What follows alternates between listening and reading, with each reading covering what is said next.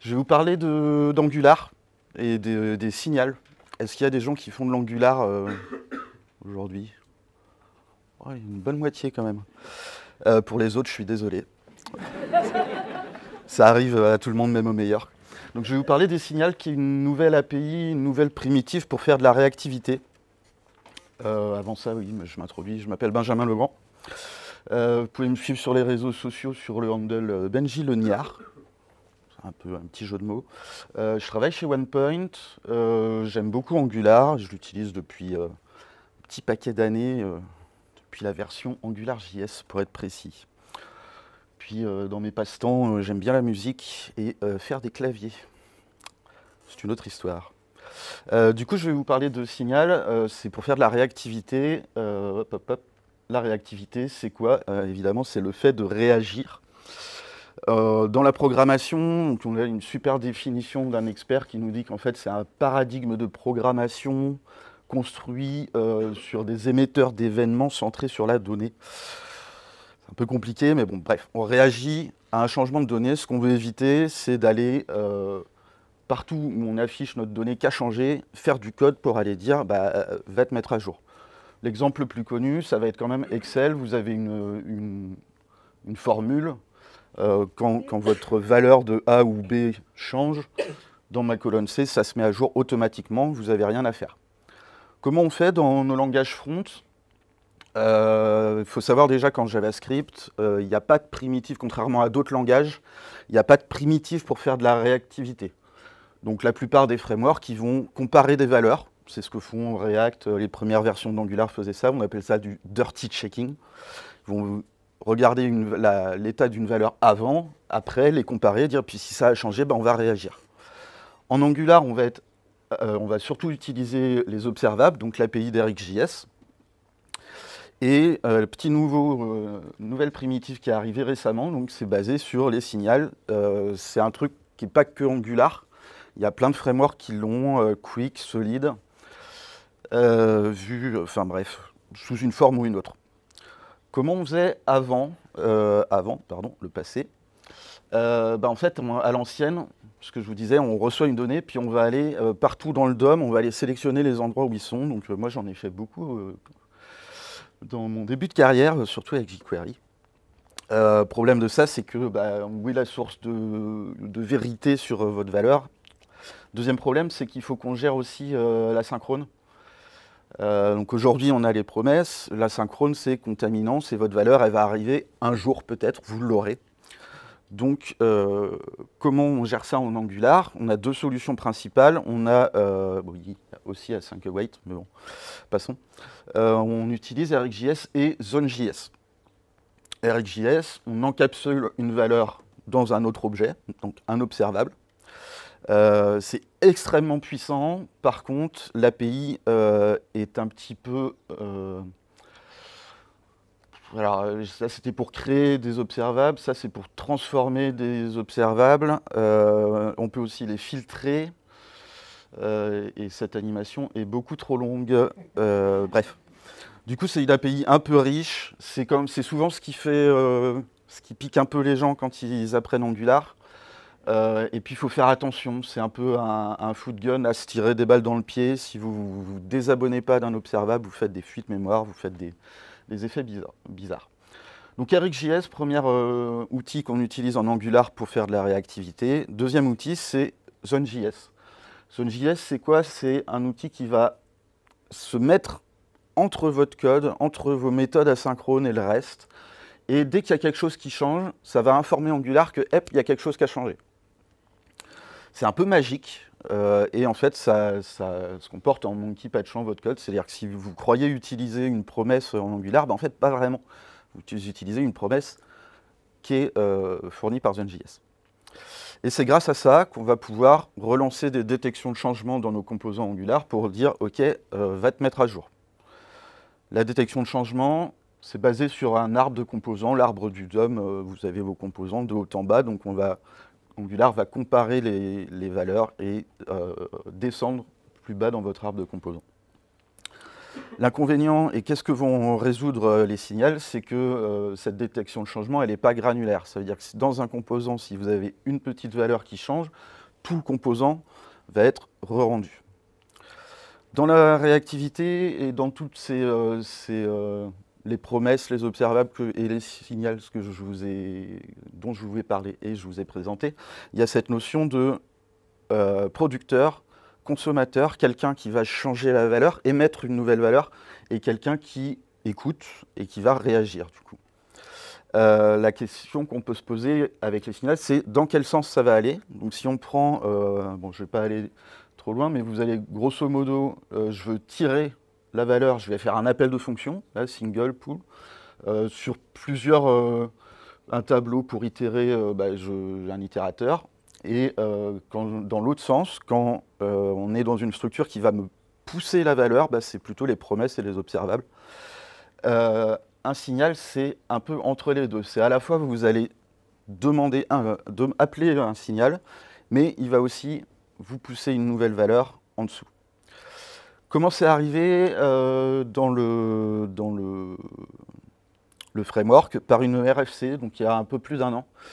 Une RFC assez complète en 4 étapes. C'est passé en développeur preview en V16 et c'est stable en V17. C'est quoi un signal? Je vais vous présenter un peu de code. N'ayez pas peur, c'est du TypeScript. Ça, c'est une interface, mais en vrai, c'est comment on décrit une fonction. On est dans du JavaScript, donc nos objets sont des fonctions, nos fonctions sont des objets, à peu près, quoi. Ça encapsule une valeur, donc là vous avez le type T qui est générique, c'est lui qui va dire le type de votre valeur, et en fait vous l'appelez, la première ligne là, hop, T, vous l'appelez, et ça va vous renvoyer la valeur. Le petit signal à côté, c'est pour dire en fait, pour permettre, quand on va faire de l'introspection sur ce truc, de dire « Ah, ce machin-là, c'est un signal, c'est pas uniquement une méthode ». Comment ça s'utilise? Un signal de base, vous allez utiliser une factory. Vous allez utiliser une méthode qui va vous renvoyer une autre méthode. Ça va vous créer une fonction. Donc là, je crée mon signal counter en initialisant avec la valeur 0. Et quand je veux l'utiliser, j'appelle la méthode. Donc en fait, un signal, c'est un getter. Enfin, non, c'est pas la fin, évidemment. On va vouloir aussi changer la valeur. Donc là, ce que je vous ai montré au début, c'était vraiment l'API de base en lecture seule. Mais en vrai, on peut toujours l'interroger, récupérer la valeur qu'il y a dedans. Et on va pouvoir aussi la modifier en lui assignant une valeur arbitraire en paramètre. Le mettre à jour. Donc là, on peut lui passer une fonction qui va prendre la valeur précédente et du coup, vous faites vos opérations dedans. Et on peut en sortir une valeur en lecture seule. Mais bon. Comment ça s'utilise encore dans la vraie vie? J'initialise un compteur à 0, je lui mets une valeur, ou je peux mettre à jour en passant une méthode qui va retourner une autre valeur directement. Donc ça, c'est la première primitive, ça va être signal, tout simple, c'est la base. Derrière, vous allez souvent vouloir dériver d'une valeur d'autres choses. Ici, j'ai toujours mon compteur, et en fait, je vais créer avec la factory computed, je vais créer un signal isEven, donc est-ce que c'est pair, qui va me rappeler le signal initial counter, dans le callback là. Hop, j'oublie que c'est la syntaxe. Et derrière, je peux aussi redériver de mon signal est pair une couleur. Donc là, je vais avoir, si c'est pair, c'est rouge, et si c'est pas pair, c'est bleu. L'intérêt de ça, c'est qu'en fait, si votre compteur initial ne change pas de valeur, ce qui est dérivé derrière ne va pas être réexécuté, ne va pas être rappelé. Il y a une troisième primitive aussi, effect, donc ça va plus être pour les effets de bord. Donc là, on ne va pas retourner une autre valeur, on fait quelque chose d'autre, je sais pas, une requête réseau, du log ou autre chose. Si on creuse un peu l'implémentation d'un signal, ça je l'ai sorti du code source d'Angular, donc ça a un peu changé depuis, mais grosso modo, on est dans la méthode qui va créer un signal. On a en paramètre initial valeur. Ce que ça va faire, c'est que ça va créer un nœud, un objet node.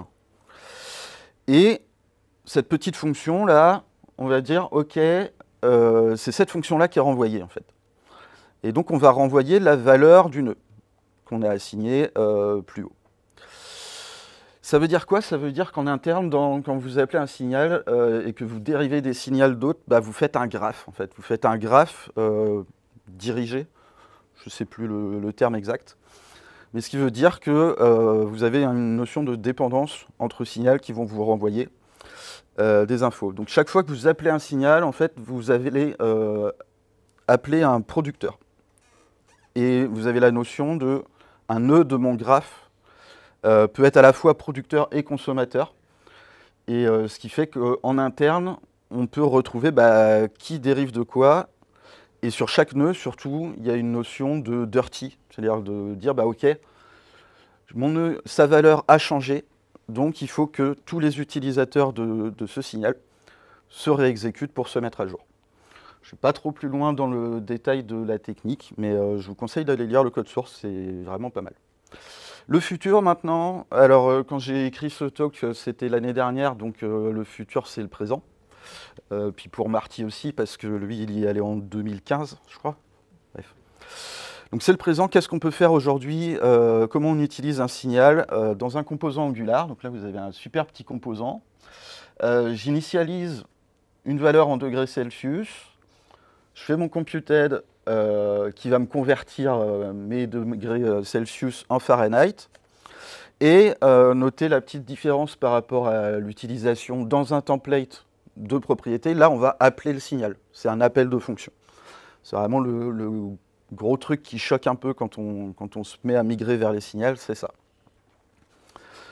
Donc là, c'est simple de base, mais en fait, comment dans Angular ça va nous intéresser? Ça va nous intéresser parce qu'Angular est en train de remplacer plein de mécanismes internes par une version basée sur les signals. Ici, on va avoir les entrées-sorties. Donc là, j'affiche nom, prénom et un autre signal. En fait, ça va être les entrées de votre composant. C'est-à-dire votre API de surface, quand vous allez utiliser ce composant-là, vous allez toujours mettre crochet first name, crochet last name, et passer des valeurs. Mais en interne, ça n'utilise plus les décorateurs input, output, ça utilise des factories. Input, c'est une factory qui va me créer un signal que je peux ensuite appeler pour récupérer la valeur. Chose nouvelle par rapport aux inputs d'avant, vous pouvez dire d'un input qu'il est required, et donc si vous ne fournissez pas cet input, ça va jeter une erreur, ça va jeter une exception, pour dire à vos collègues développeurs et développeuses que il me faut me fournir une valeur. On peut utiliser maintenant les sorties également, donc à la place du @output. Alors je vais passer vite fait, mais c'est le même principe. En gros, en interne, tout ce qui était basé sur des décorateurs TypeScript peut maintenant être utilisé avec une version signal. Seule différence, c'est que vous aviez la majuscule à input, maintenant c'est une méthode minuscule. Vu que, petite chose à noter, ça c'est avant les signaux, la manière dont on faisait du double data binding. Donc j'ai une entrée de valeur qui descend dans mon composant, et puis il va émettre un changement, et en fait c'est la même valeur. Donc par convention, on mettait un input value, puis on rajoutait change derrière, et ça vous permettait de faire la banane dans la boîte, la banana in a box de l'extérieur. Et en fait, ce qu'on peut faire maintenant avec les signaux, c'est une seule ligne, on va dire, je vais créer un modèle. Ne faites pas gaffe, c'est un égal, là je suis allé trop vite. Mais je vais créer un modèle, et en fait ça fait exactement la même chose que de faire un input-output avec change derrière. Donc adieu les input-output, les décorateurs comme ça. Au revoir. Un autre petit exemple vite fait, c'est que tout ce qui était faisable quand on voulait aller récupérer, donc là je suis dans un composant avec des icônes, on s'en fout un peu. Là j'ai une boucle for, vous notez que du coup j'appelle mon signal pour récupérer la liste des icônes. Là, ça c'était un template, j'ai plus le nom, mais en gros ça vous permet de taguer, un template tag, de taguer un élément pour dire ok, je vais aller le récupérer dans mon composant. Et pour aller le récupérer, j'utilisais avant des @viewChildren ou viewChild, et maintenant vous avez la version en signal. Donc au revoir tous ces décorateurs-là. Au revoir. Donc ça simplifie beaucoup, on peut simplifier encore plus nos composants Angular, notamment avec de nouveaux petites fonctions. qui sont apparues en V16 pour se rattacher au cycle de rendu du composant. Donc ces méthodes-là, elles vont en gros remplacer les after view init, after view checked. Je ne rentre pas trop dans le détail parce que je ne vais pas avoir le temps. Mais grosso modo, le cycle de vie d'un composant basé sur les signals, il n'y a plus que ces deux méthodes-là qui sont vraiment intéressantes à implémenter. Tout le reste, vous pouvez vous en passer. Au revoir. Le futur qui est toujours le présent. Aujourd'hui, ça je vous l'ai déjà dit, donc c'était en développeur preview en V17. Il va falloir mettre à jour Angular sur vos projets si vous voulez en profiter. C'est réellement stable. J'ai mis en 17.3 parce que toutes les petites méthodes internes vraiment qui remplacent les décorateurs sont vraiment apparues tout au cours de versions mineures de la 17.2. Et ce que ça va nous permettre de faire surtout, c'est des applications sans EJS. Et ça, c'est apparu, c'est expérimental en V18. Quand est-ce qu'on va vouloir utiliser un signal ou RxJS en fait, il n'y a pas d'opposition, c'est pas soit l'un soit l'autre en fait. RxJS est vraiment très puissant, vous pouvez toujours, et c'est recommandé de l'utiliser pour faire de l'assemblage de plein d'événements dans tous les sens. C'est quand même vachement bien. Pour moi, ce qui est sûr, c'est que c'est à l'intérieur, entre votre composant, votre code de composant et vos templates HTML, c'est super safe, ça simplifie les choses énormément. Pour tout ce qui est état local du coup de votre composant. Et vous pouvez aussi, par contre, il y a des... Mais là, je vous recommande d'aller regarder plutôt les librairies de gestion d'état traditionnelles d'Angular ont toutes des propositions et des manières de travailler avec les signals. Et ce qu'il y a de bien, c'est qu'aussi c'est interopérable. Vous pouvez passer, grâce aux méthodes qui sont dans la librairie Angular, RxJS Interop, quelque chose comme ça, vous pouvez passer d'un observable à un signal, et inversement, d'un signal à un observable, même si ça a un peu moins de sens de faire ça.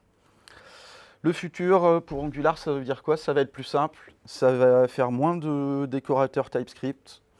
Ça a aussi permis, si on est passé vers les signals, enfin bon, c'est pas tout à fait lié, mais tout le nouveau flux de contrôle en Angular, que je vous invite à creuser, c'est pas le sujet du tout, et vont simplifier beaucoup la syntaxe. Encore une fois, ça ne remplace pas RxJS. Le gros avantage, c'est qu'on va pouvoir virer Zone.js. Ça fait des applications qui vont être plus légères, toute une partie de lib qu'on peut sortir, plus performante, beaucoup moins magique. Ça, c'est vraiment l'inconvénient de Zone et parfois d'Angular, c'est que ça marche, mais on ne savait pas trop comment. Ça ne veut pas dire que Zone.js est abandonné, déprécié ou pas. Vous pouvez toujours l'utiliser, bien sûr. J'en ai fini. J'espère vous avoir bien expliqué ce que c'était qu'un signal. Et effectivement, on dit des signaux. Merci.